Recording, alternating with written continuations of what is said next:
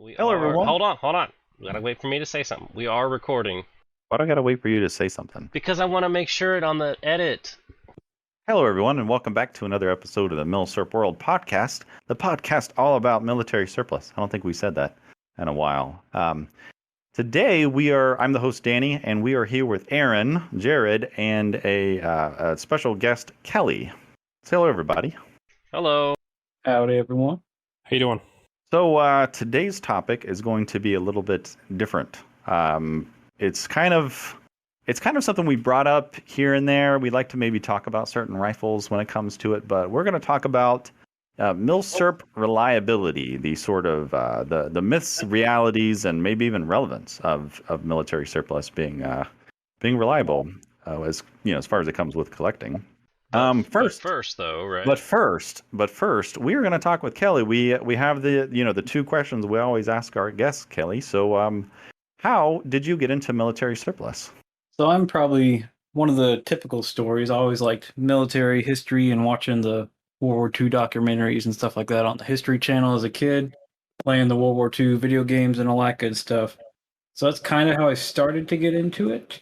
When I was around 15 or so, I decided I kind of want to buy a gun. So I just started looking around and ended up buying a Mosin as my first ever gun. So I'm another one of those that came from video games and started with a Mosin, and now here I am. Boo.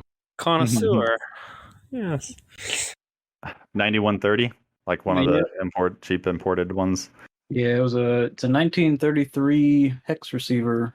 All right, at least it's not my first Mosin, which was a 43 Tula. 42 Ijevsk. Oh, yeah. Yeah, I went for the premium. It was $125, not $100.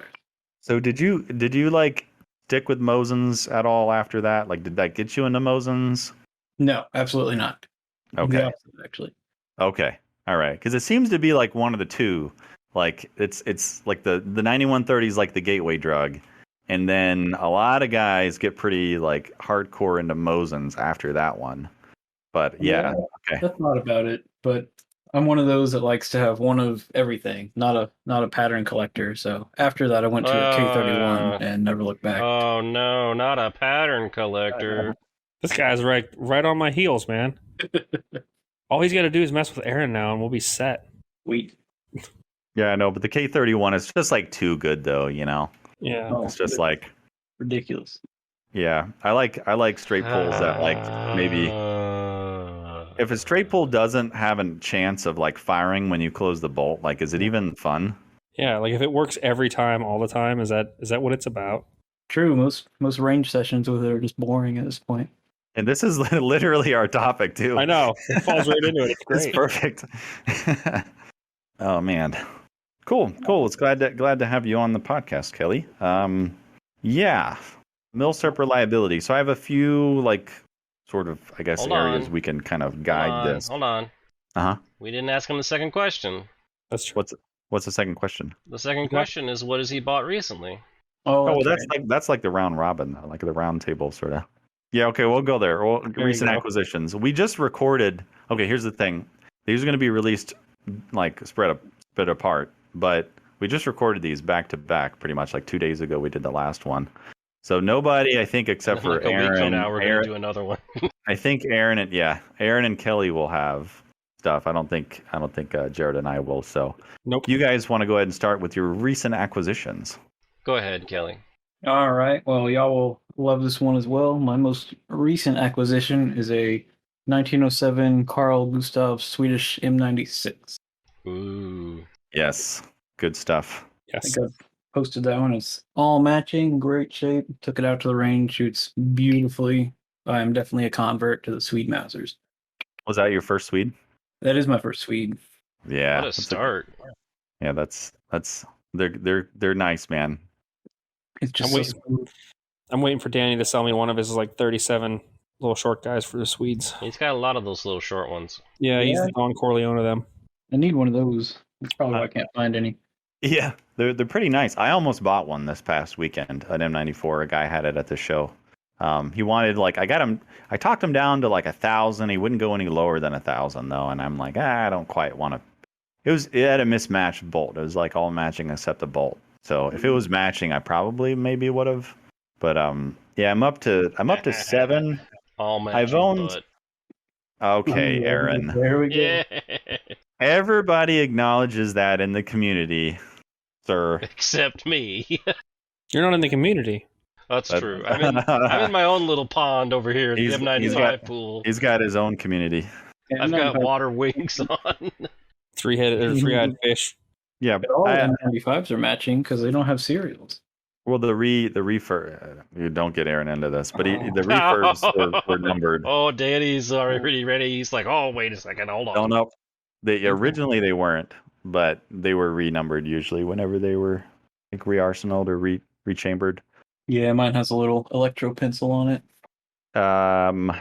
Yeah, that's a good one, man. Yeah, that's like the gateway because I think they used to be the cheapest. Now I think almost long rifles are almost as expensive now as like the carbines. I don't know if they've come down a little bit, but yeah, you'll get the M96 and then you'll probably want an M38 next. So like a Husky M38 is it's just kind of like a rifle all onto its own because it's like a commercial manufacturer, so it's like a beautiful pristine. They're really different. You kind of have to have like one of each. Okay. And then you'll get the Husky with the Carl Gustaf, and then you'll have to get an early Oberndorf made Swede, and then it's just that's just how it happens right there. Uh-oh. I was gonna say, what is the best manufacturer, Danny? Well, quality wise, I think Husqvarna's are the highest manufactured quality because they weren't a government arsenal. They were a civilian maker.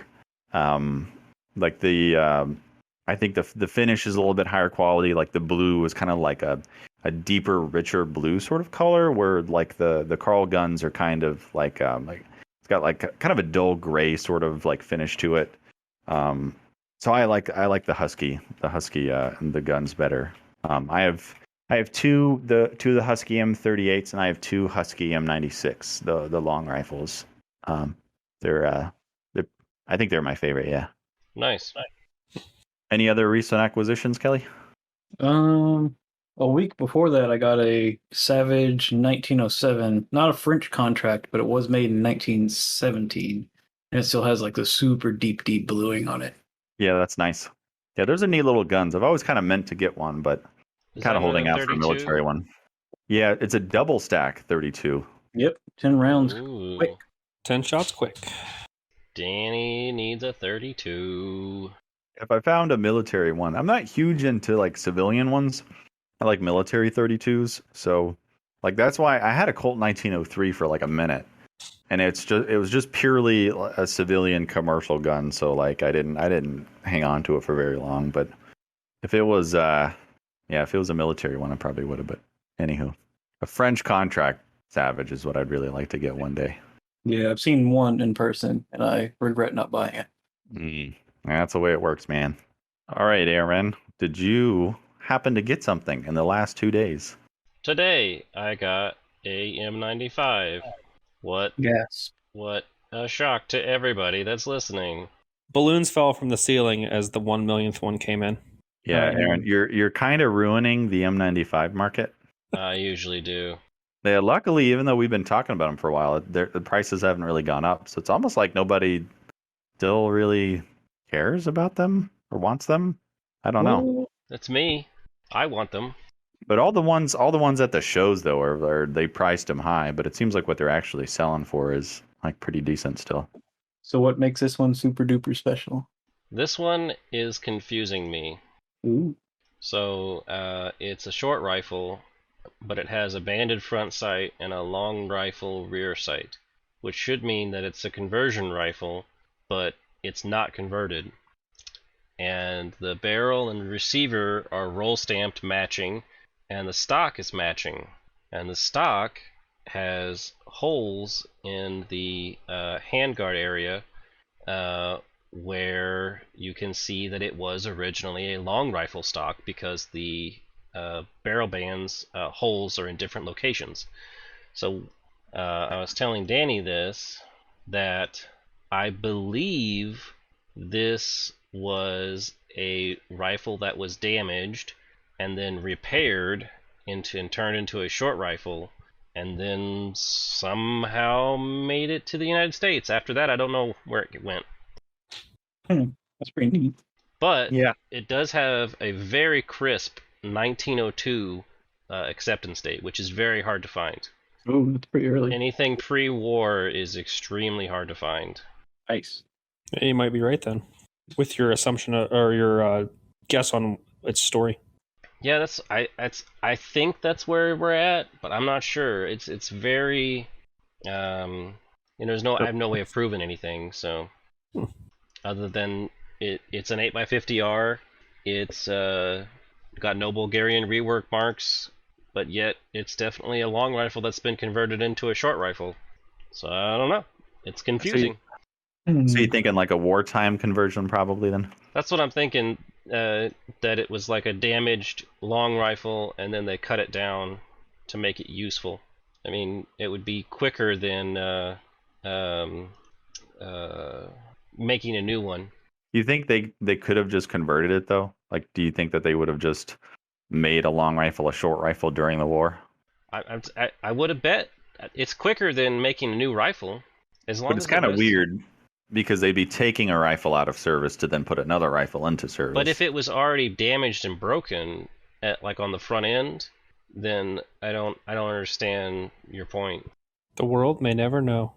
My theory is that it was damaged, like the front end of the gun was damaged.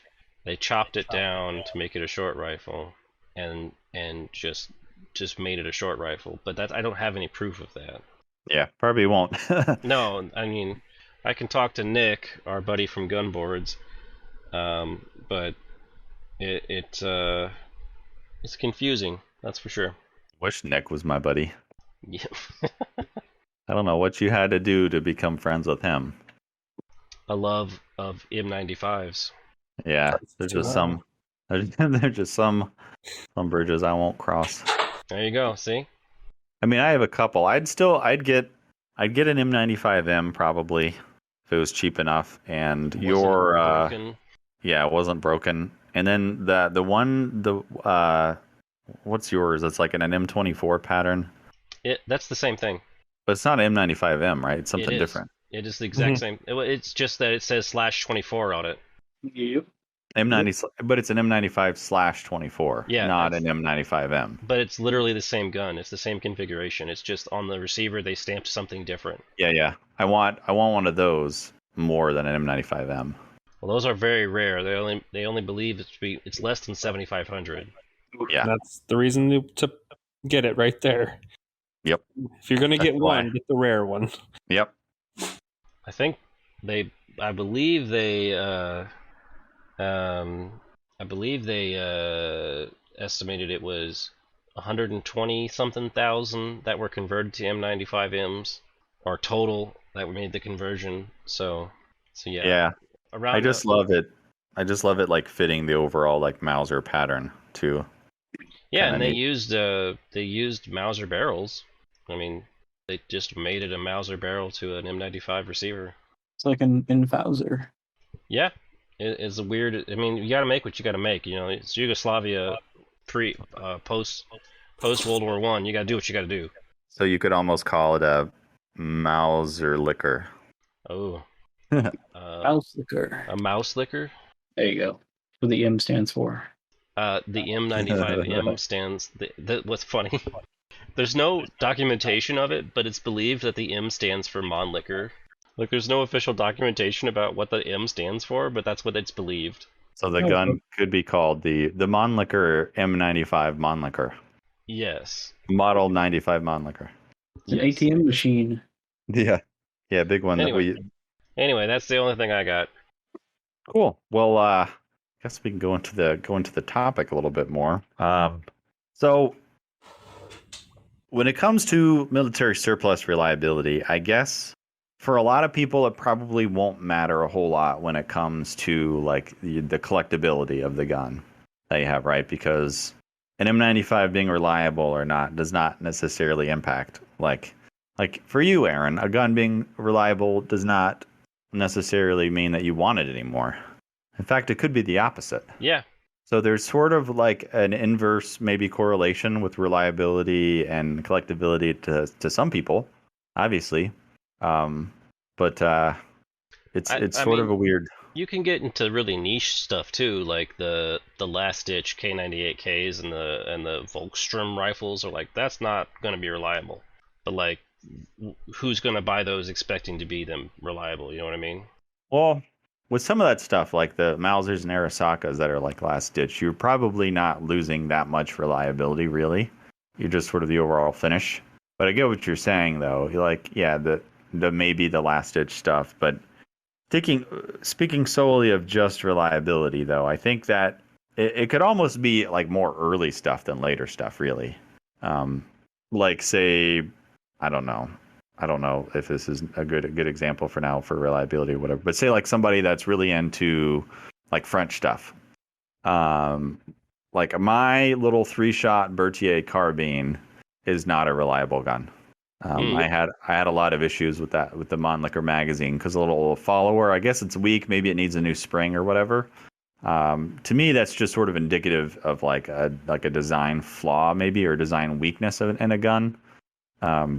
But you could still like say Berthiers and still wanted to have like a whole collection of Berthiers, knowing that you're going to have quite a few of them with reliability issues because of that. So it's either you might like it more because it's finicky and that's interesting to you, or you could just be completely neutral and reliability doesn't matter at all. Or I'm probably a little bit on the side of if a rifle is really, really good, like it's really reliable amongst all of its good qualities, then I kind of like it a little more because of that. Or maybe I like respect the design, and that like kind of respect leads me to collect more of them, which you can kind of see from my collection what that's kind of done to me. So for me, if I can't shoot it, it's not interesting. Or as interesting, I should say. Mm-hmm. Like that's part of the collecting to me is the shooting. So I enjoy shooting, and you can have a reliable, like just because something's old doesn't mean you can't enjoy it. Like my Snyder, it shoots awesome. It's accurate. It's reliable. It goes bang every time. It extracts every time. Like it's really old, but it's awesome. That's part of it. I think is like sharing. Part of it for me is sharing the fun of the older stuff.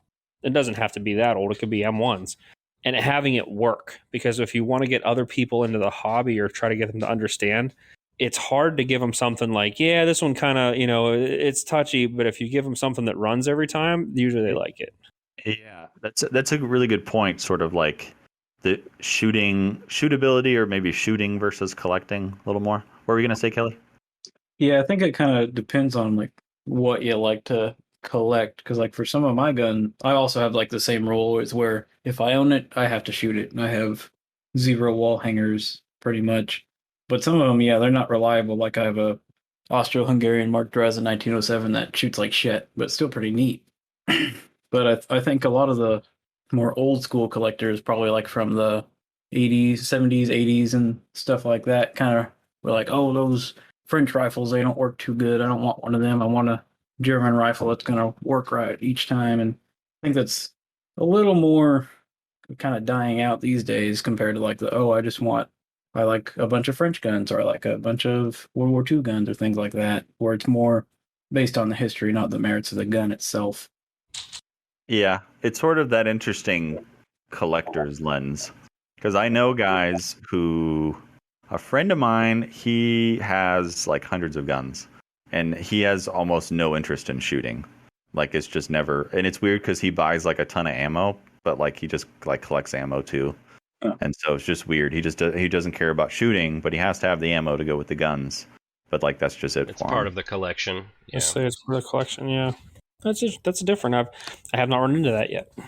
I think I've started to transition more into less worrying about shootability for me, just because I don't get to the range very much anymore. Yeah, that tends to happen. I think there's like a curve where like when you're young, pre-kids, pre-wife or whatever, you got a lot of time to go to the range, and then there's that like kids, wife, whatever time when it's kind of hard again, and then kids are getting older, and now it's easier to go to the range or whatever kind of later in life. So Yeah, I mean, I'm not gonna get rid of my stuff to make ammunition, like all my reloading stuff, but like, I don't know, 2 or 3 years now, pre-COVID, I think that's the last time I went. I was gonna go again for the Lee Navy, but that didn't work out. Man, did we talk about that on the podcast? What We they said? did. Yeah. Yeah. Dang. I Womp think I womp. read that. That sucks. I don't necessarily blame them. I mean, they got behind, and then all the manufacturing's garbage right now. Everybody's just struggling. Yeah. As long as there's toilet paper, keep making that, please. I haven't been able to get components to even go shoot. I've got, let's say, 10 guns I've never shot. The ones that would be cool to shoot, but I can't get the stuff to get them fed, so can't shoot them. So I understand the pain. Yeah. Oh, I just picked up at the show last weekend. I found it randomly on a table, a box of 8mm Steyr. Oh, It's you like, need dang, that, don't you, Danny? Yeah. I was like, dang, you don't run across that too often. So I got it for $35 for a box of 50. I Is forgot it the Fio- brand. Is it Fiocchi? I think so. It was an older box. I can't remember. Some of them were. Go ahead. I was saying that's a damn good deal for 8mm Steyr. I can barely find 9mm Steyr. Oh yeah, they had 9mm Steyr there too, but I just need the 8. Some of that Fiocchi stuff is light.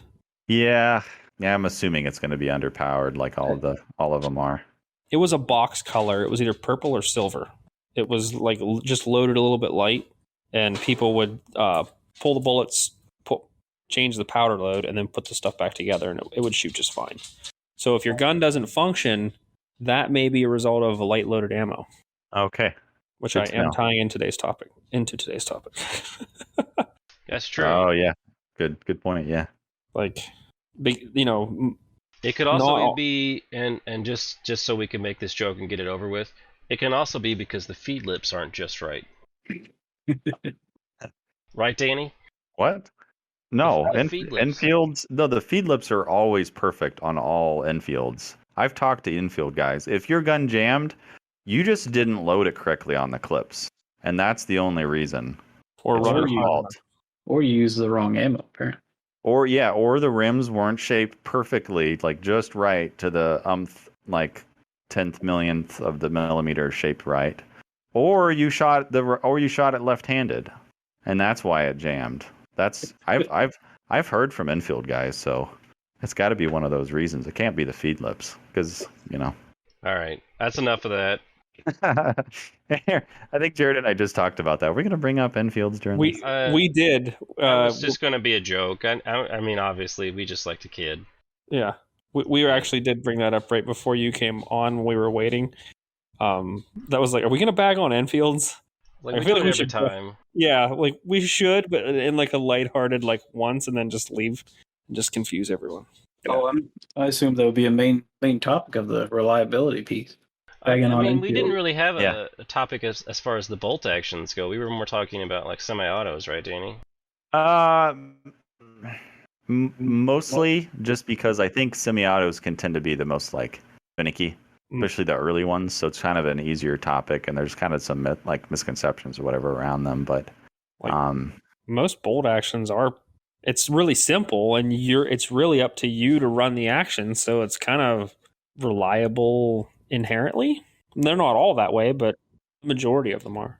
yeah, like I'm trying to think of the ones that I've had issues with. All of them just happen to be rimmed cartridges. Like I talked about the Berthier having issues, but I think that's like magazine and not rimmed cartridge related. But maybe that rim adds extra friction, which whatever, I don't know. But it all does kind of happen to be rimmed cartridge guns that have the issues. You had problems Like with your finished Mosin. Yep, I've had both my finished Mosins give me issues. Didn't you say the Norwegian Crag wasn't that great? Well, that's not rimmed. I know, but that was my point. it was reliable, but it was sticky. Sticky. Okay. Yeah, quite sticky. Which people were like, "Yeah, you're an idiot for shooting like 6.5 in a like a modern loaded 6.5 in a Norwegian Crag." But it was the 1912 carbine, which are supposed to be a little bit stronger. Do you still have that gun? I do. Wait. No, you sold that one and you bought another one. Yes, I did. I have one that's a little nicer, but the stock has like shellac on it. So like it's not displayed or anything because I need to like take the shellac off the stock. But it's yeah, but I still have one. Yeah. Cool. For non-rimmed rounds, I will say I've had pretty bad luck with Carcanos in reliability. I've had like 3 different ones that were all pretty bad. Okay, yeah, that's a good point. That is one that I've heard like has issues, but then again, how much of that goes back to the Mannlicher magazine, like with the Berthier's, or the in blocks? Yeah, I think it was the in blocks are probably the main thing to blame, or like the little lifter spring was weak on one of them. My 3-shot Berthier has been perfect for me though.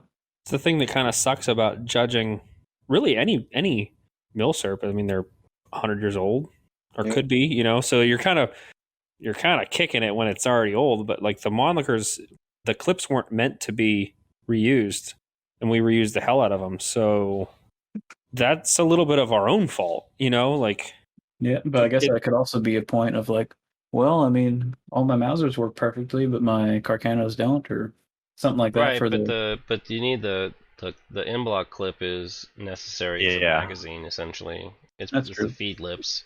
So I guess if a supply of like brand new Carcano in block clips is very very hard to get. If the supply of that's tough, then how much of that does that sort of color or like flavor the rifle as far as reliability goes? Well, Because I guess you bet gotta that look at does. it, but you have to look at it from 2 perspectives too. You have to look at it from, is it reliable nowadays, or was it reliable back then? You know what I mean? mm-hmm. Because you gotta have the 2 perspectives. You gotta have the ability Yeah. to go, oh yeah. You can't just say like I definitely don't want to have come out of this like, oh, Carcanos are unreliable, nobody should get them. No, like th- they're not necessarily unreliable, but they could have more issues or more drawbacks to them, I guess. But in all seriousness, all Mausers are unreliable, and you should sell them all to me for $1. I'll do it for tree Yeah, feed. $5. Yeah. Um, No, I that is a good point. It really is. I bought recently not recently. Geez, this is not recent anymore. A while back, I bought some 6.5 like Italian like boxed rounds like with brand new M blocks, and I bought it specifically because I wanted brand new M blocks to use. And it's one of those things where if the gun jams using brand new ones, then it's the gun. You know what I mean? And it's one of those things also where I'm gonna baby those clips afterwards. I'm not gonna like let them get dinged up or whatever. I'm gonna make sure they're protected and everything. Which is then okay. You have a gun where you have a component that you have to baby, and treat really nicely so that the gun is reliable. So then again, like it's sort of like an extension of the gun when Guns magazine reliability is reliant on a sort of exterior component. So there's some good things and bad things. But you know what? You never hardly hear about M1 rifle like jamming because of the M blocks, or at least I don't hear about that very often. I mean, yeah, I don't know. Like about M1, a little bit. Like if you have like repro clips, I know a lot of the times like, oh man, M1 jam, like, oh, what kind of clips are you using? Are you using the military ones or the reproduction ones? Most of them are pretty good. yeah. If it's like a repo clip or whatever, I'm not. It doesn't even enter my mind at all. It has to be like the original military ones, but I've never heard of them having issues. And friggin' M1 clips are used a lot and reused a lot. Oh yeah. And it just never seems like it's an issue. I know some people know like the different makers of the clips, and I guess some are a little bit more sought after. But I don't know if that's a collector's thing or That's a reliability very thing. niche thing to get into. Well, I just ran into it at the gun show like this weekend. Was a guy was selling a bunch of M1 clips, and somebody was there, and they were like, "Oh well, I don't have enough time, but I was planning on digging through these clips and seeing if I could find a so and so maker clip or whatever." So like. But then again, I don't know if that's a collector thing or a reliability thing. Like people want these clips because of the most reliable brand of clip, or if it's just like a rare M block. Yeah, it definitely seems like a collector thing. Yeah, but you never really hear about M1's malfunctioning from the clip. It's probably just a design thing because I think the Carcano ones are brass, right? which is a lot more bendy than the Yeah, they made brass and American steel ones. ones. I know steel, I think, or World War II era. Brass were the World War I ones in general. Yeah, and the brass ones I think go for a little bit more, don't they, than the steel? Mm-hmm. So it's Those are kind of cooler interesting. looking. Oh yeah, I think steel are usually like $10 a pop these days, and brass are like 15 to 20. Yeah, but I wonder if the steel is more reliable though. I haven't heard that before. I don't know. We need to have like a Carcano guy on one time. Did you ever use those clips you bought? No, no, nope. I am planning on it when I do my controllable carbine shoot. Ah, okay. Which, yeah, I've been talking about that one for a while. Man, somebody suggested a better name than controllable carbine shoot, and I can't remember it. But it's like, yeah, going to be the flip side of the kick and carbine showdown. The comfy carbines. Oh, that's good. Yeah. Yeah, I was curious if you had tried him. Whenever Sam and I did our shoot where he shot an M95 for the first time, right? I used surplus, fresh out of the box, 8mm 8x56R. Those were brand new clips, and we didn't Yeah. have a single issue. So, Yeah. like, It's kind of interesting. I think M95s are shot less than Carcanos, and because like most of the clips, I'm not saying by the military, but I'm saying like by collectors. I think I hear of a yeah, lot more that's fair. people shooting Carcanos than M95s, and I think a lot of the clips, because that German 8mm is still pretty common, just because not too many people shoot it. Like I see boxes all the time of 8mm, the German made 8x56 or German occupation, You know, whatever. but though I would almost say that the M95s would be a higher build standard too, though. You mean the actual clip? Yeah, just in terms of building standards for it versus Italy, because you have Steyr producing the clips and the guns. So like, I mean, they definitely had their way around production. Yeah. And I wonder if the unidirectional versus bidirectional has anything to do with strength. I don't know. I think so. I think like how you load the clip, at least for the ones that you reuse, which 90% of collectors do. I think how you load the clip kind of also either bends or doesn't bend the feed lips as much, so they are not in shape depending on what kind of clip you have and things like that. Yeah. You know what I don't really know. I haven't heard of people shooting Dutch M95s much. But those have a bidirectional. I had one that shot exactly 15 times because that's all the ammo I had for it, but I haven't reloaded the clips and shot again. But it worked perfect from what I recall. I've got one Dutch clip that I've been meaning to reload some ammo myself, and it looks stronger. It doesn't look as strong as it doesn't look as strong as like an M95 clip. Like those ones look strong, Yeah, the Carcano ones seem to be the flimsiest of the bunch. Which makes sense if they're meant to just be loaded once and thrown away. Yeah. A lot of money. Yeah, that's a lot of like brass just getting wasted with those clips, Which is so interesting because can you think of any other ones that were like made to use brass though, like Mannlicher clips that were made to use brass? GU88. Yep. Oh yeah. Oh yeah. And they would have been around the same time period too, because the Carcano came out in 1891, right? Yep. Yeah. Brass was easier to manufacture in Eclipse, I'm sure. Yeah, it's easier to work with. Yeah. It's less skilled and less expensive. You sure it was brass? I'm trying to think of It could have been GDA clips. Galvanized steel. Here, let me look it up. Because now that I'm really thinking of it, because I have a couple original ones, and yeah, but they do have that yellowish tint. I have no idea the vintage. Yeah, they are yellowish. They're not quite as shiny as brass usually is, so it could be like galvanized steel or something like that, which would be a little excessive for a clip, it feels like. But also, what's the year manufacturer? I see a lot of Chinese repros that are zinc plated, so maybe. Yeah.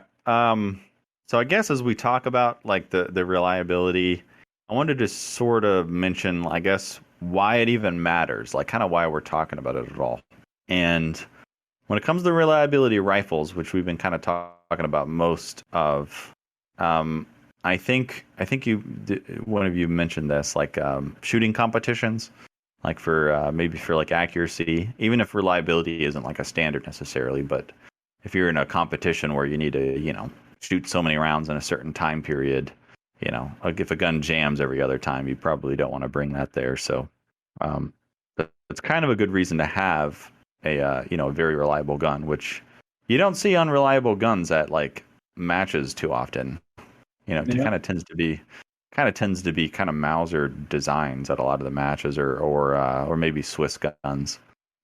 I haven't been to any, but from like the pictures and posts that I've seen online, it seems to be either A, U.S. rifles, B, Swiss rifles, or C, some sort of Mauser.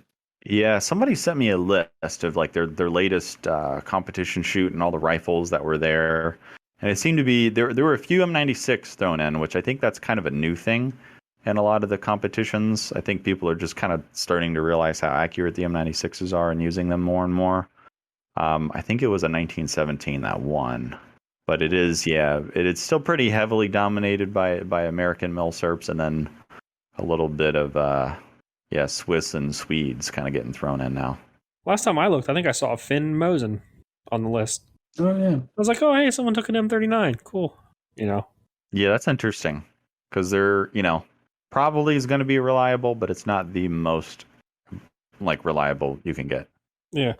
The Finns did more to their rifles to try to improve it, like the magazines and stuff.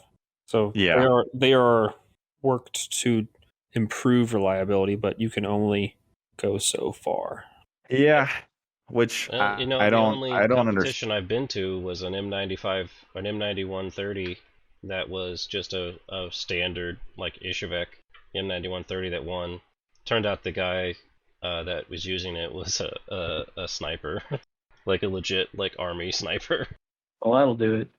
But like he literally was using like just surplus ammo from like 83 or whatever that he took out of a brown paper sack and was like, all right, that's really funny. That's really good. Oh, it was so great because there was two guys there with 1903s that kept re-entering, like paying the entry fee. Like I gotta beat him. Nobody got close. Yeah, which is a pretty good point. How much of all that is the shooter, and it's just if the shooter's good, he can pretty much use just about whatever. Because a lot of these will outshoot us. Yeah, I mean, and also like familiarity too. Like, I go to the range, like I said, like I've been once in 3 years. Like he was definitely just making a point, bringing a 9130 to a match like that, just being like, "Bitch, please, I can bring a 9130 here and beat all of you." Like I don't know what a more like gangster move there is to bring like a rifle to bring to just good flex. Yeah, flex exactly. Yeah. Yeah, and I see like a lot of debates like that on the internet of like, oh, well, a Mosin can only shoot 4 MOA, where a K98 can shoot 3 MOA, but my Finn Mosin shoots .0001 MOA. It's like, okay, but can you shoot that? What does it matter at the end of the day? Yeah, I think it's I when I hear mostly from older people, accuracy tends to be the bigger focus. And there's a guy that I bought some guns from before, and he really harshly judges bores on rifles. Like to him, the most important thing on a bore is that the bore be perfectly clean and shiny and whatever. And because I think I bought something from him that he said like, oh, it's got a bad bore, like a rough bore, and I looked at it and I was like, it's not really that bad to me. Like, I wouldn't look at this and think that this was like a bad bore, but that's how he sold it. And I think it's that older, like, it's got to be able to shoot a dime at 1,000 yards kind of mentality. Yep. I've had that at a gun show before. I took my 1917 to maybe get a trade. And first, some guy grabbed it and was like, oh, let me see that. And first thing he does is pull out a bore gauge out of his pocket. And he's like, oh, this is only like a 2.5. I don't even want this. I'm like, okay, I didn't ask you. Oh, man. Oh, I mean, it's like with M1s. What's the throat? Yeah. What's your throat? I look at stuff like I want a rifle that if I'm going to shoot it, I want it to do well, but I'm not carrying gauges. I don't care that much. It's like it's usually for me like, does it have rifling at all? What's the throat? Is it not trash? Bullet test on the crown. What's the crown? Has it got a crown? Sorry, I'm just being really an asshole. No, it's good. It's good. I don't do that, so you're not being. It is what they do. Yeah, I totally agree, and it's. Yep. It's the weirdest thing. You can bring any other semi-auto, Milsurp, junk, whatever gun in there, and it's like if it's an M1, they're gonna be shoving rounds backwards down the muzzle. I mean, I do that with not that specific, but It I just look at doesn't. everyone. Yeah, it just doesn't matter that much to me. Like I just want to know that it's not like shot out and not rusty, pitted, whatever, Right. and then it's fine. Because Yeah, I'm not going to be shooting my guns at 500 yards and want them to be crazy accurate. You know. Yeah. Oh yeah. And That is the funny thing about that is most of the people that do that couldn't hit the broadside of a barn from inside the barn. yep. Like, you need cheaters for your cheaters, buddy. This doesn't mean anything. Like, you need a shotgun or a cannon. And if you shoot 20 rounds through it a year, it's probably Yes. not going to bother you that much. Yes. And like a lot of the time, I've seen plenty of pictures posted on Reddit of like, oh, a slightly crusty bore, and they're all concerned that they got burned on their latest purchase. But Just first clean it question I out. ask is, have you shot it? How does it shoot? They're like, oh, no. Okay, we'll go shoot it. See how it shoots. It's probably fine. Some of that stuff might fire right out of there. You can take that's true. cleaning stuff with you and shoot 3 or 4 rounds out of it and clean it, and it'll when Oh, it man. expands and heats up, it'll knock a lot of that shit loose. That just reminds me of the corrosive ammo guys that are like, oh, I would never shoot any corrosive ammo out because it'll just start melting the steel right away. My gun will just melt and fall apart in my hands if I shoot corrosive ammo out of this thing. I will say I'm lazy about corrosive ammo in semi-autos. Bolt actions, nah, just clean it. Yeah, it's a pain. I hate shooting the corrosive stuff in semi-autos. I learned this the hard way with my M1. I shot what I didn't know was corrosive surplus 30-06 out of my M1, and I left it, and the gas plug in the system got really all corroded, kind of nasty, from just left on there. And that was when I lived in Florida, so I don't know how much the humidity played into that. But Yeah, it's pretty humid where I'm at. So where are you at? I'm in Austin, Texas. Taft. Yep, pretty humid. Indeed. So we got the competition, and then along the same sort of vein, match shooting. So something along the lines of what Forgotten Weapons and End Range used to do with their 2-gun action matches, and taking bolt actions there. I would say that it's important for that, of course, but that's pretty niche. But something that's on my mind because I want to do that so bad. Oh, Come I out want to here. set up a bolt action shoot. Come out here. There's one. I haven't got to go to it in a while just due to life, but there's one not far from me where you can run what you brung, and you got to run with everyone else there. Like, there's no special class, but if you want to show up in full German kit, show up in full German kit or French kit. Sounds or like British something kit. Ian would do. It's really interesting. And the guy that did it was like, when I talked to him, because I was talking to him a little bit, he's like, if you show up in armor, I'll take time off because it sucks. If you show up in a helmet, I'll take time off because that sucks. Like, he actually, it's not too so much to, there's no prizes. It's so you can get good with what you got. Yep. And that's what their Man. goal is. British muzzleloader setup, Danny. Go like full red coat. You can. Yeah, so I think British muzzleloaders did a shoot like that, where like to compare some guns. But in my mind, what I want is a ranged setup specifically for bolt actions, and then because the round counts on target's going to be a little bit different, and distancing and stuff, and probably just a 1-gun, not really a 2-gun, because I just want just do a bolt action. You know what I mean? Because the guys weren't carrying sidearms typically, and then running through this match or whatever, if I want to have it more than say at least 20 rounds, maybe more, because in my mind, the initial advantage of a 10-round magazine is probably going to be negated by the reloads after that, and taking the longer reloads. So yeah, that's something that I'd really, really like to do, and I think doing that more on camera will sort of show maybe the difficulties of certain designs, and because I think it's just kind of a fact that a standard British British clip is just going to be a little bit slower than a Mauser clip, like a good German or Yugo clip. So To me, that's sort of in the back of my mind when it comes to reliability or whatever. And like the in range and forgotten weapons video like compilation that I made of the infield jamming a lot, that like you wouldn't know that it wouldn't exist if somebody didn't actually take it out to the match and show it. And it's kind of almost like a validation of different claims and like a collective knowledge from us going to the ranges and stuff and talking about it. I have been considering doing that because I do like the two gun matches. There's a group that does it, and the range is like 25 minutes from me. It's great, and I've kind of established myself as not an idiot. So maybe I'll sign up for the bolt action category next time. And I've been debating which rifle to bring and which pistol. I've been thinking either my SMLE or my 1917 just to see what I can do. Those have been my two favorites to take to the range so far. Yes, do it. Yeah, bring the SMLE and try that thing out. Yeah, that's sweet. That's exactly what I'm talking about, man. I just want something like that so badly near me. Oh, dude, it's great. I'm sure there's something up where you're at. I've looked. It's nothing I've heard of so far. Yeah, the closest thing is I'm talking with Milsurp Mike about maybe setting something up on his land. Ooh, so, that'd be sweet. Yeah, we have to clear it and everything. It's just fully, grown up. So it's going to be a lot of work getting it set up and whatever. And, no telling if it'll actually happen. But, man, I want it to.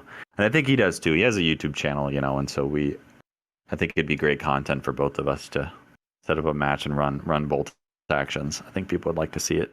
So, yeah. So, I mean, reliability is obviously, it's going to be like a factor with what you bring there, and yeah. I think SMLEs tend to be a little bit more reliable than number 4s. I think that's been most of our experience. Have you had any experience like that, Kelly? I have. Let's see. I have an SMLE and a number 4. I've had a couple SMLEs. I've only had issues with one SMLE. It was a really beat up Indian one. It was still in 303, but it had seen a lot of hell, and that one would not load from like one side of the magazine. My 1917 British one has been almost 100% reliable, just about. I've had very few issues with it. And my number 4 I don't think I've really had much of an issue with it either. I've had pretty good luck with them, but they're both in really good shape for the 2 that I have. I have had, dare I say, rim lock with my P14 though. Okay.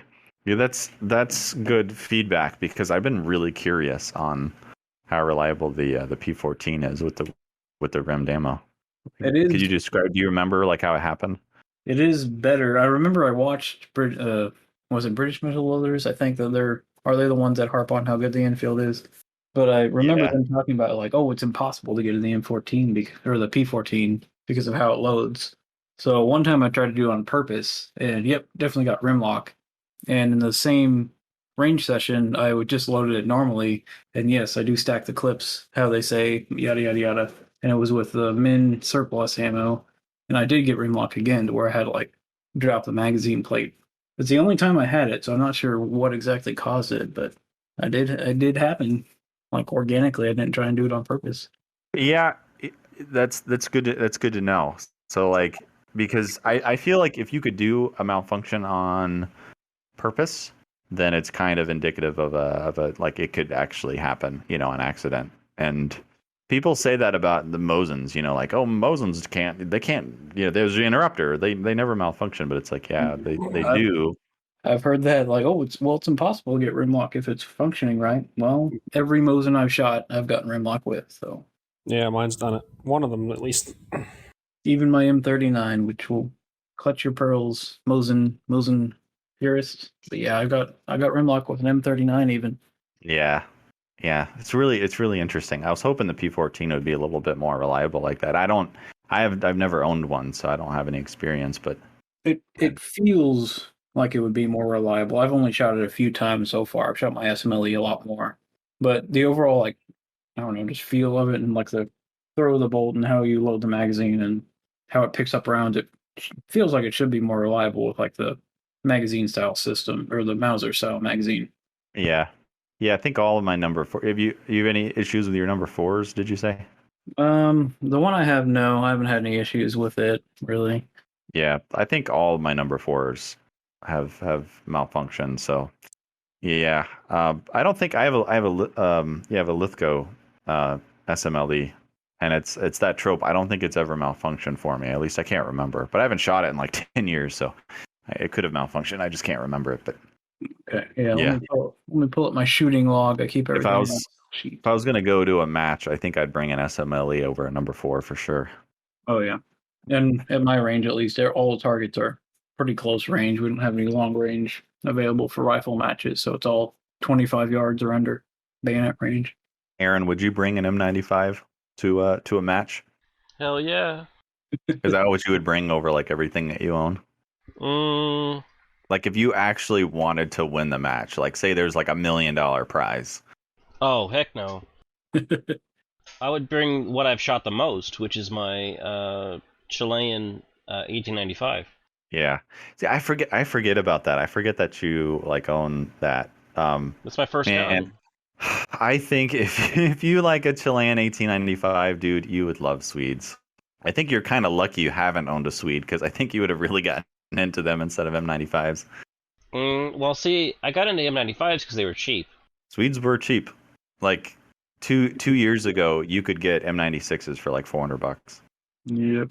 like easy, and you could get M38s for you could look up and find one for like $500. Like two plus years ago, they were cheap, man. You could have did it. But yeah, if we ever shoot again, Aaron, like I'm gonna bring a Swede for you. I don't know which one, but yeah, I'll probably have to bring it. I thought we decided that 7mm is the best millimeter. Oh, for sure it is. And I think the only way a Swede could get better is probably if it was in 7. But I mean, the 6.5 that it shoots is pretty nice too. I met a guy at Tulsa who's like he's a really big Swede guy. It's kind of funny because like I'm typically the bigger Swede fan of like the random people that I meet at gun shows, but this guy was like, no, he was like the biggest Swede fan, and he was talking all about stuff. But apparently he told me about this where forgot what barrel manufacturer, Criterion or whatever. I don't Criterion. know how to Criterion. They I guess they do like every now and then custom runs of like M1 rifle barrels and like custom calibers. So he was telling me him and his buddies are going to do 6.5 Swede M1s, like make 6.5 Swede M1s. And he actually got like some 6.5 Swedish ammo there and was like loading them on M1 M blocks. And I think it held like 7. Like an M block held 7 rounds of 6.5 Swede. Which I didn't know there's that big of a difference that it would, hold 7 instead of 8 or whatever. But that's when I got the idea. I was like, oh, I want to do 7mm. I want a 7mm M1 because that would be sweet. So now that's something I'm going to do one day. But I don't see very many M1 receivers, like M1 rifle receivers. You used to. Oh yeah, you used to. That would be sweet. So you'd really bring an 18. Jared, what would you bring if you were going to go to a match? The Chilean is the one I know the most. That's what I would bring, is the one I'm most experienced with. What about the Vegeta vegetable rifle? The Vaquero? The Vaquero I like shooting, but I've nowhere near shot it as much as I have at the Chilean 1995. I think I would probably take the Vegeta rifle over the 1895 Chilean. I think speed, smoothness. This one definitely has shorter too. Probably would help. Kickier though. Take the Lee Navy. What could go wrong? The fact that I don't have any ammo. Okay, if you had ammo, if it's $1 million prize, you're gonna put a little bit of investment into it, right? You're gonna get ammo. Would you? I mean, I guess. And I guess you need a bunch of clips. They don't make repo clips for that, do they? Yeah, actually they do. Oh, do they work? I don't know. I've heard mixed reviews, but there's not a whole lot of people that have tried them. Yeah. I would bring either my M17 or P17, or my P17, just to trigger Danny. That's all I was doing, yeah. Or my my 937. You're talking about the 1917? Yeah, the P17. Yeah, I'm talking about the 1917. The Canadians called it the P17 when they accepted it, so it's not wrong, like completely. If it's like a Canadian gun, it's not. Or I would take my 937 Portuguese Mauser in 8mm. Who made that one? Who made that? What'd you say, Kelly? I said Yeah. that'd be a good one. Isn't that pretty like the Oh yeah, one of the newest Mausers? Well, Kinda it has instead of a barleycorn front sight, it has a U-notch and a post. Okay. So the front, it's short and handy like a K98, but it has better sights for me. Yeah, I hate most Mauser sights. I'm pretty trash with them. Check out the 937s; they're badass. Or the 937. They didn't make very many, but it's kind of like the sights on a Swedish Mauser. Are you in a post? I would say one of those two would be what I would take. Good choices. I bet you guys can guess what I would bring. 1935 entered country here. Johnson. There you go. Oh, I think I would take a. I would take. If you took the I would take Johnson, D. you'd have so many old guys being like, "What is this?" Oh man, it's funny. Anytime if I showed like somebody a picture of my rifle rack, that's always the gun that people like point out. They're like, "Oh, Johnson! Oh, Johnson!" Like it's right next to my G41, and I'm way more happy about the G41, like happier about it. Yep. And it's like it just gets no love, man. My G41 is Everyone very, just- very accurate. It's just too heavy if you're going to run around with I it. held it. I held Danny's G41 and his Johnson, and I would say that the front end of the G41 And the is Johnson rifle. Yeah, and the Johnson rifle. Sorry, That's, the G41 is so front heavy. That's why I'm saying not it. Plus, I figured we were talking about bolt guns, but Well, yeah, I we get are. you. Yeah, we are. I was just messing around. Yeah, I would take a 1935 for sure to that.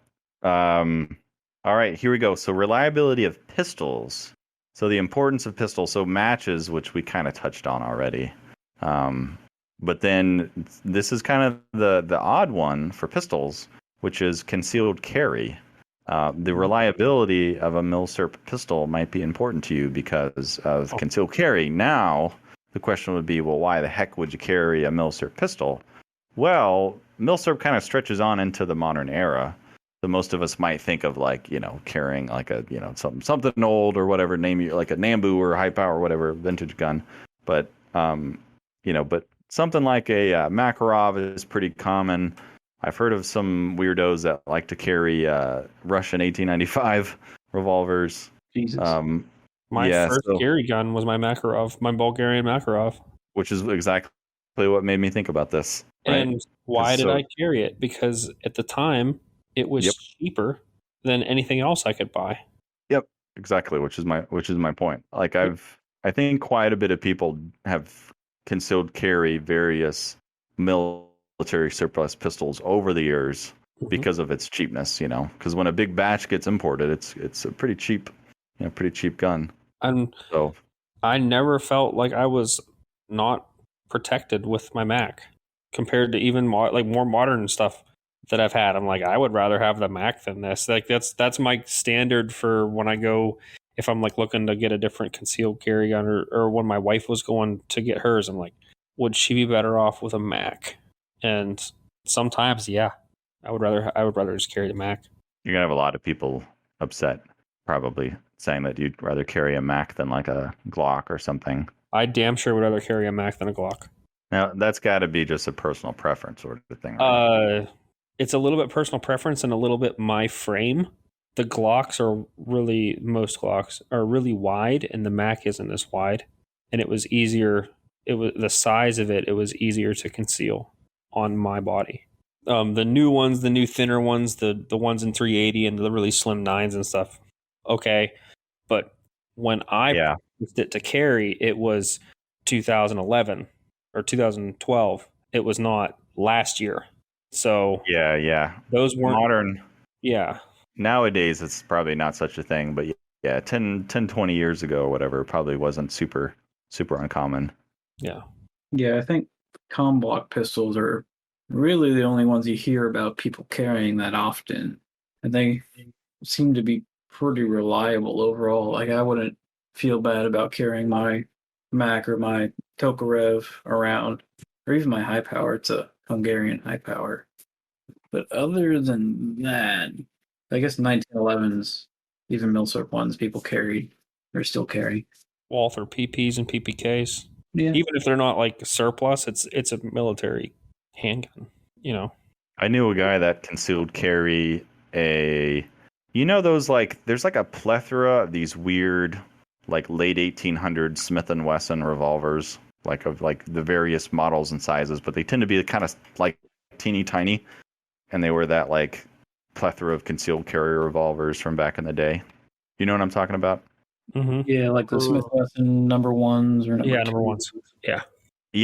Yeah, like those series. Well, he actually carried one, and he reloaded for it, and like that was his choice. And I just was blown away. He had it like this own little like he made a leather holster for it, and like that's what he carried, and he carried it specifically because of like the size and shape and like how it fit his body, and he just forgot it was there in the leather and everything. And I can't remember if I asked him if he ever had to pull it out, like to actually use it, but the dude, yeah, he actually like he's been like mugged and stuff, so like I don't think he was being dumb about it. It's just sort of interesting. Like people's carry choices are very, very interesting. It's a very personal thing. It is. It is a super personal thing because it's like what brand you prefer or whatever, what nationality of pistol you prefer, and then like your body shape and size, what you prefer, and yeah, what fits your hand and whatever. Like there's a lot of factors that go into it. Probably is why there's so dang many of them, but I don't think I've ever seriously concealed carry a Milsurp gun. Like I did for like a day one time. I carried around my a Sauer 38H and like in my pocket, like in one of those little like slip sticky holster thingies, just to kind of see what it felt like. But like it wasn't, I don't know if that was if that counts. But if I had to do it, I'd probably carry a high power. Now that I'm thinking about it, but be a little heavy, a little big. My first gun that I ever carried was a full size 1911, but it was winter, and a hockey jersey hides that really well. But it was the first pistol I ever bought, and I got my concealed carry permit. And I'm like, well, I'm gonna try. So I did it for a while, and you can, but that's you're starting with probably one of the hardest guns to concealed carry. So after that, it's like going from easy. A full size 1911 to a Mac. You feel like that Mac is like tiny. Yep. Oh. So the high power would be tough to conceal. It's amazing how you have to consider your wardrobe. Yeah. You can't wear stuff that looks like this. You have to wear a hockey jersey. Hockey jerseys hide everything. Yeah, pants got to be one size bigger, and shirts got to be just a little bit big on the lower end. Yep. Yeah, shirt length for me is an issue. It's hard, like for shirts always to be long enough for me, like for my torso, but then like not be crazy baggy on the shoulders. So yeah, that's sort of my bigger issue. I started appendix carrying, so it's like it's a little bit something else I'm trying to think of. But yeah, okay, so I think we covered like the sort of reasons why maybe reliability would be important for guns. Now, the myth versus reality part here, we can talk a little bit more about guns that people might not, maybe the actual reliability is, let's reframe this. The gun is more or less reliable than most people think. Probably the easy one I would think is probably right on with what most people think. I think the M1 rifle is just as accurate or just as reliable as most people think. I don't hear too often of guns having issues. And if it is, it's like it's relatable. It's directly because of something like the gun was rebuilt wrong or is assembled from parts or whatever. Yeah, I'd agree. I'm surprised at how reliable they are, honestly, because very few issues ever seem to crop up with them. And if it is, it's like, oh, this single spring in the magazine that takes 12 seconds to replace, and it's 100% now. The only thing I can think of that, as far as reliability for an M1 is, every once in a while, you see one on a range where they'll shoot 7 rounds and the 8th round and the clip blow out of the top of the gun. Oh, that's interesting. I've seen it more than once. I have seen that. I have had with mine the last round. I think it nosed up, so it didn't quite make it into the chamber, it seemed like. I don't know what it does. I just know because it happens really fast, and like you're shooting and you're expecting 6, 7, ding, and then shit flies everywhere, and you're like, well, that was kind of weird. Like I know I've had it happen to me too, but I don't think that was with my rifle. I think it was one that I was borrowing. But that's the only thing where if we're gonna sit here and split hairs on the M1, I'm bringing it up because I've seen it more than once. That's a good point. No, yeah, especially if you've seen it more than once. I would bring up something with the M1, and which is because I saw somebody actually arguing about it today on one of the Facebook groups. The op-rod gas plug thing, is that real or is that a meme? Oh, bending it with commercial ammo. Yeah, is And an that a op-rod. meme? A lot of people believe it. I don't know. I don't know anything about it. So if you want to learn a little bit about it, Carl did it on In Range. Exactly what I was thinking. They show it's op rod velocity is what bends it. So they show the op rod in high speed shooting M2 ball, and then they shot like 220 grain commercial hunting ammo, and you can watch the op rod travel significantly faster. So it's laws of physics, right? Like an object at rest wants to stay at rest, and if you continually kick the Jesus out of it, then it's gonna bend it because it is already bent. So that's the weak point of it. So if you put 8 rounds through it, is it going to bend? Probably not. But if you feed it 1,000, is it going to bend? There's a chance that it might. A good chance that it might. So are the op rods just do they not make them commercially that are stronger? The fix isn't with the rod; it's with the gas plug. Yeah. So they make like kind of adjustable gas plugs for the M1 that just vents a little bit gas to kind of degas the action a little bit so that then the velocity is not up there on the op rod. But then you have to tune the gas plug adjustments to kind of go with the ammo that you're going to be shooting. So it's not like the best thing. Yeah, I'm not sure why they can't just make a stronger op rod or something like that. But I think it's a geometry thing. I think op rods are pretty expensive lately. I've noticed. Mm-hmm. Like it's like that's the part that everyone wants to buy, op rods, and I don't know if it's because it's so common that they get bent or worn or whatever. That's what I'm wondering. That seems to be a reliability thing that I see come up a lot. So from somebody from an outside perspective, I should say. Yeah, if you fed it M2 ball its whole life, would it be an issue? Probably not. But if you were gonna be Johnny fuck around with weird ammo, you're probably gonna bend it. Pissing hot hand load. Yeah. Let's use. I shot quite a few. You want to finish that? I was going to say let's just use armor piercing. AP's I believe made to shoot through an M1. Is it? Yeah. When Bubba gets the 220 grain deer slayer from Winchester. Yeah, it has to do with so some of it has to do with projectile mass, right? So because of physics and science, and I'm an engineer who doesn't use math, so I don't know how to nerd. But Same.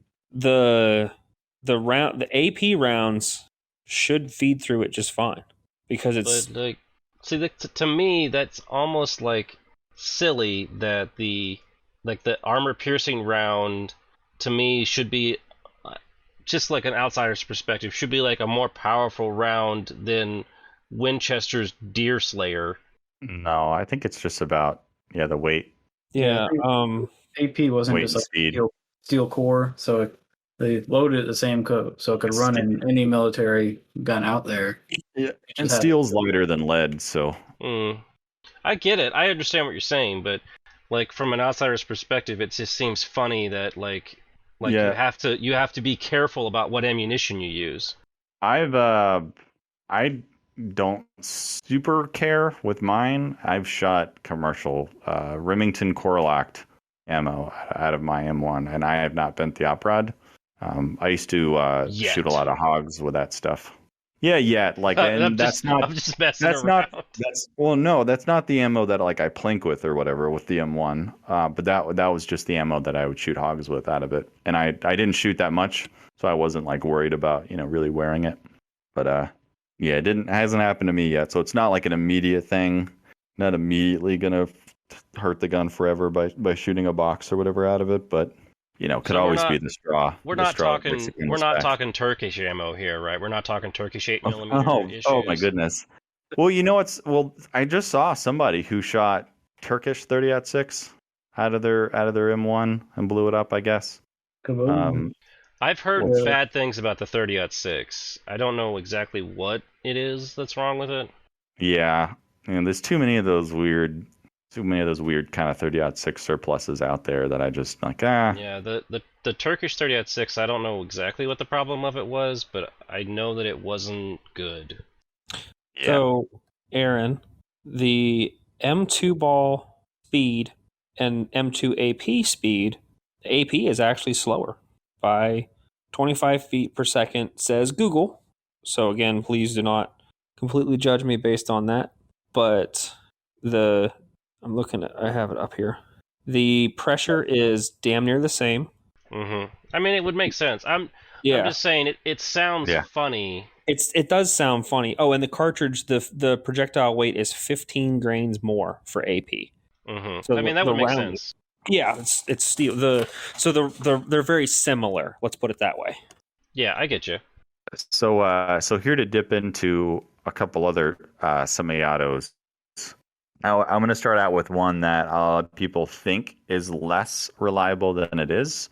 And as you know, Jared, the G41, the gun is more reliable than most people think. And it's because everyone kind of like sort of regurgitates the same line of which is a fair point of why the gas system was replaced on it, because it's way less than optimal. But the rifle is still clean, non-adverse conditions. It's going to run, not, negative 30 degrees. It's going to run reliable. Covered in mud and frozen. It's still going to run. The gas system and the operating rod is in the stock. So as long as the bolt can come back, it's still going to run. It's surprising. You would think that it shouldn't be, and it surprised me. And when I laid down behind it and just started thumping rounds out and hitting a 1-inch group at 100 yards with it, it was really cool. Yeah, everyone seems to project the G43's issues onto the G41 just because, German semi-auto is a German semi-auto. Make sure you put your shooter's kit. Yeah. Right. Yeah, I don't know how many times I've heard that now. Yeah. You got a shooter's kit in that G41? It's like, ooh. Sure do. Oh, gosh. Sure do. Yeah, I should just say that. Is the shooter's kit necessary for the G43? Not really, but it's like commercial ammo and the M1. The correct answer, I think, is it necessary? No. But if you want to maintain the rifle and not have it destroy itself over a great time, yes. So if you were going to take it out and shoot it 5 rounds through it once a year, probably isn't going to matter. But if you're going to take it, if that's your match rifle, I would do it because you're protecting your investment. Yeah. Yeah, that's kind of the main thing, yeah. Just, reducing overall wear and tear on it, because the 43s are just, they're dainty. Yeah, they're probably overgassed, but I would just say they're just kind of weak. They're just kind of dainty. They're just dainty little guns. Like the parts, they weren't meant to be stamped steel. They just never were meant to be stamped steel. And then they were just supposed to be solid, milled steel chunks that would be fine, like the G41s. And then they started stamping them, which they were never intended to be. So then they have the issues. So I don't know how much of that is attributed to the overgassing, because I'm not like a scientist to be able to say for sure they are overgassed, but for sure the parts are just weak. And the stamped components just tend to crack. And then, how much of that has to do with just the tendency of, parts to be not the greatest quality at the end of the war. And, or that's just the best they can do. Cause the housing on the 43s that crack pretty often, those components are, that it was a big deal to get those stamped. It's kind of funny. We're just kind of so they just switched to stamped, but it was no, that was huge. Walther couldn't figure out how to do it and whatever. They I think they consulted with an outside company that specialized in sheet metal stampings to figure out how to do it, and it was a big deal to figure that out. And it's just not, maybe it just wasn't the best design. Maybe they didn't do a great job. Maybe it was just good enough, So the thing I've seen that really breaks them is, which I think is where the overgassing comes from, and it might have to do as well with the springs being wore out. But the bolts will beat the rear of the receiver out. So what you do is you put a gas kit in it. That way the bolt doesn't slam into the back of the receiver. So Did it do it when it was new? Probably not, but the springs are, 70, 80 years old now? And, Yeah, that's you a know, good point with the spring strength. Yeah. it could be, could it be just your springs are wore out and they were fine when they were new? It's, to me, I look at a shooter's kit like, is it necessary? No, but it's more of, I can spend $200 and make my investment last forever. Yeah, which the prices that 43s are now, it's like it's a smart investment. Right. And don't and if anyone listening is thinking of buying one, get Robert Apfelter's shooter's kit. He's like the OG shooter's kit.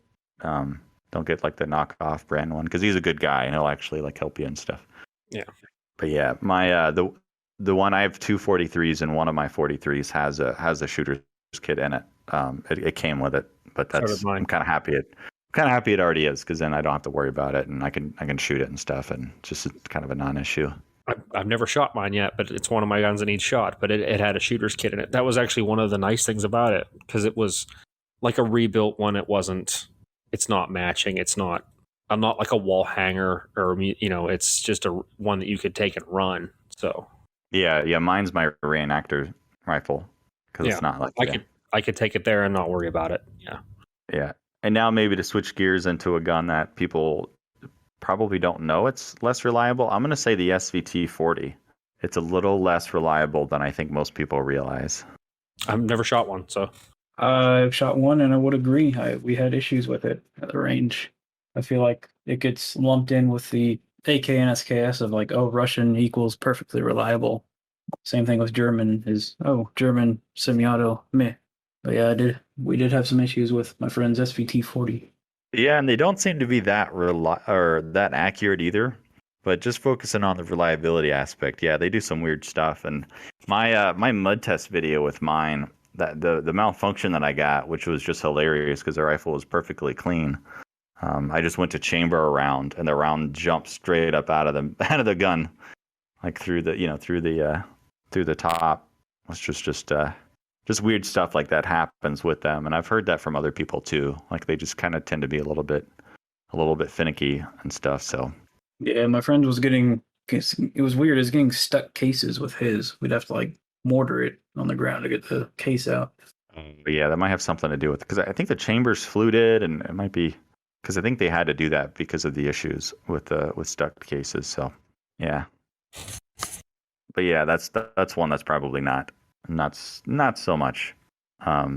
Which yeah, it's so interesting. It's like, why is it the opposite? People think Russian reliable, AK whatever, and then it's meh, not really that good. And then the German one, because everyone kind of regurgitates the same thing with the 41. Oh, it's not reliable. That's why they switched to the SVT-40 gas system. And it's like, okay, I've never heard of a G41 shooter complaining about it not being like reliable. Like I didn't have a malfunction with mine. I'm on my second one now, but it's you don't hear from shooters. Yeah, they switched due to manufacturing, cut time and cost, not because it was a better rifle. And winter and gummy and blah blah blah, but they run just fine. Yeah, there were some improvements still, but the stamping components was a cost and a speed thing. But I think a lot of the things they did was sort of an overall improvement. Can you guys think of any guns that I missed there? Sort of the myths not necessarily matching up with the reality, or maybe FUD lore not matching with reality. I don't know if many people think about them, but people kind of shit on French guns. But the Moss 49, 56, those seem to be pretty reliable overall from what I've seen. I've shot one briefly.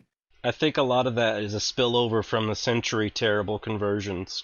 Mm-hmm. Yeah, the 308 ones apparently were pretty bad.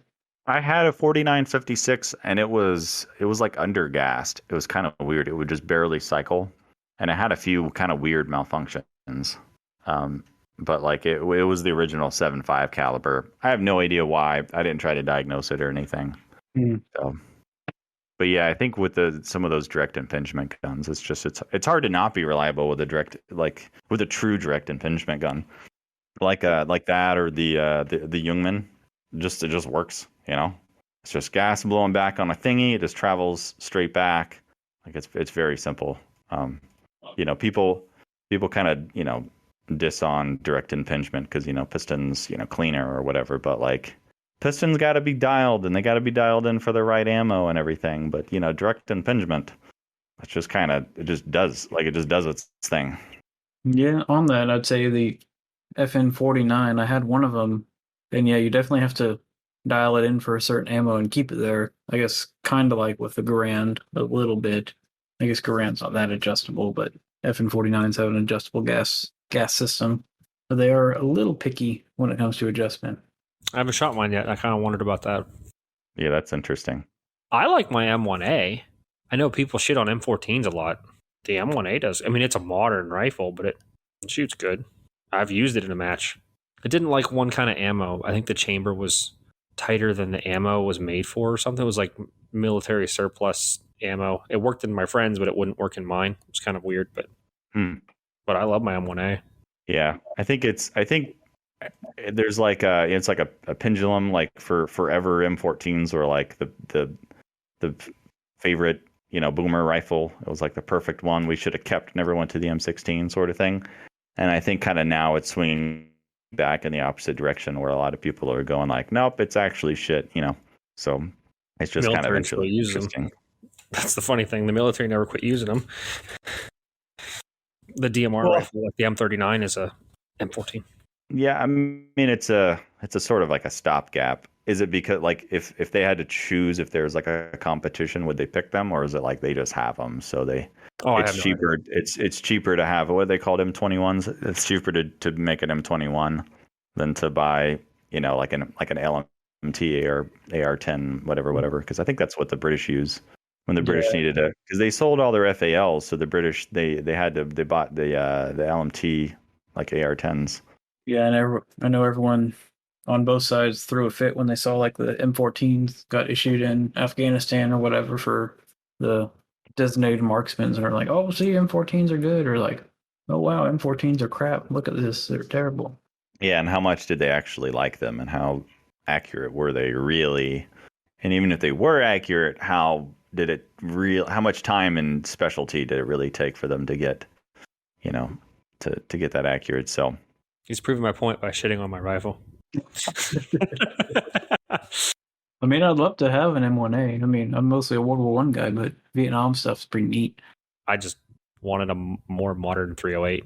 My friend has all of them. He has like the 16, the 18, and the 22 or whatever the long one is. So I know for a while, like they were the most reliable, like 308 battle rifle and kind of the most common one.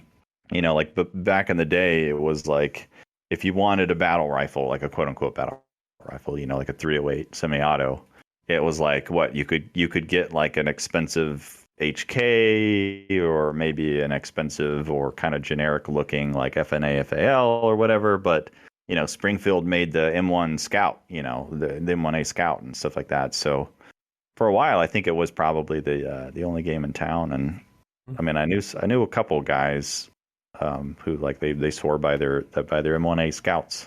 Yeah, I like them. Mine's a full length 22-inch, and you can double them if you get one that's especially if it's had trigger work done. The match triggers that Springfield puts in them, if you hold it light on your shoulder, and you kind of you got to stand kind of in the right way, like the right way. I know it sounds kind of stupid, but if you hold it right, you can shoot 2 or 3 rounds out of it. The gun will recoil and reset the trigger and fire again. Because bump fire. Yeah, you bump fire it. Like my friend didn't believe me. He's like, "What was that?" I'm like, "That was a double." And he's like, "That was awesome." I did that on accident. I had a PTR 91. I sent the trigger off to what's his name, Bill Springfield, and originally they have like a 12-pound trigger in the PTRs, but now it's like a 3-pound trigger. And with the G3s are not light on the recoil, so it was pretty easy to touch off a couple extra if you weren't paying attention. Yep. So the light triggers do it. I haven't done it with mine. Mine has the regular normal American trigger in it, not the goofy one. But the light ones will definitely double. It's pretty cool. Oh, yeah. You usually get looks when you do that. Or your paperwork for that. Yep. There, auto stamp nannies. Up your butt. That's what it is. Yeah. Yeah, it's interesting how many like supposed 2A absolutists or whatever the first ones to demand your license or tax stamp or whatever. So yeah, I feel like we covered just about everything we can with this as far as the reliability. Um, and I guess the takeaway for this is that it may or may not matter for you, depending on your intentions with the rifles, if you're collecting or just sort of shooting with them. And you know what? Some of us, if the rifle's just too good, it's just boring, and we like guns that just kind of go fully bolt action. Keep going. Sorry. I'm sorry. Did I interrupt? I'm sorry. I mean, some of us, we get like a really accurate gun, and it just goes every time, and it's just boring. Just putting holes in paper, and the gun's working perfectly, and not slam firing. So there's to each their own in the Milsurp community, and it's all for love of Milsurps. So, well, I guess we can sort of wrap this up here. Thank you, Kelly, for coming on. Kelly is a Patreon contributor, and it's only because of the Patreon contributors that you're listening to this podcast right now. It pays for the podcast host and everything. So we appreciate you guys' support. If you want to get on the podcast or join the Milsurp World Discord, that's exclusive to Patreon members. All you got to give is $1 a month to the Discord, but or to the Patreon. We'd appreciate a little bit more, because I think my plan in the future is, if we can get enough, is to switch this over and have video. Get us some like mics and video setups, and then we can switch over and have sweet video top discussions, because I think that's sort of the kind of the future for a lot of podcasts, is the video content, because right now we're audio videos, only. Not podcasts. A video podcast? Yeah, so just a video. A vodcast. Vodcast. There we go. VODs, yeah. Nice. But yeah, thanks for having me. I enjoyed it. I've always enjoyed listening to y'all for a few years now. Yeah. It was good to have you on, Kelly. I'm glad we could. Yeah, I don't know of any other podcasts that just let their Patreon folks on. So I always like having new people on and hearing new perspectives and stuff. So something I really enjoy about this podcast. So yeah, thanks everyone for listening, and we'll see you next time.